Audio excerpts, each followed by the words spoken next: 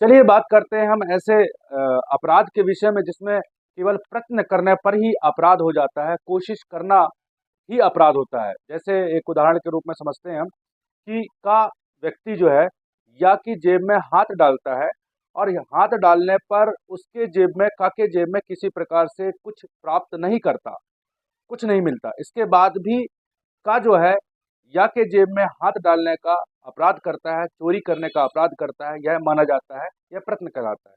यह बात जो है धारा 62 बीएनएस 2023 में इसका परिभाषित किया गया है और दंड भी बताया है।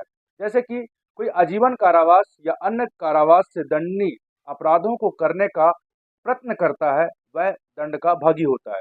इसमें यह है दोस्तों कि कोई व्यक्ति कोई ऐसा कार्य करता है, कोई ऐसा अपराध करने की कोशिश करता है जो कि आजीवन कारावास या कारावास से दंडनीय अपराध है, तो उसे इस धारा के तहत दंडित किया जाएगा।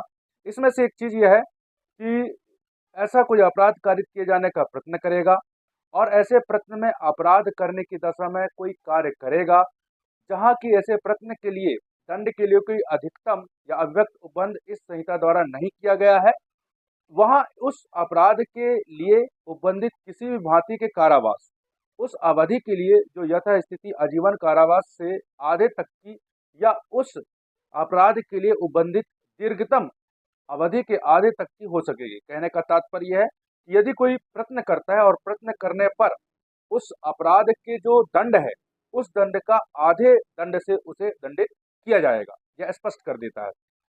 जैसे कि चोरी का विषय है, चोरी में जो दंड है, उस दंड का यदि कोई प्रयत्न करता है और उस चोरी में उसके पास कोई सामग्री प्राप्त नहीं होती, तो उसका आधे का वो दंडित हो जाएगा। जैसे एक और उदाहरण है कि का नामक एक व्यक्ति एक संदूक को तोड़ता है। तोड़ने का उसका आशय है कि उस संदूक में रखे जेवरात को प्राप्त करने के आशय से वो उस संदूक को तोड़ता है।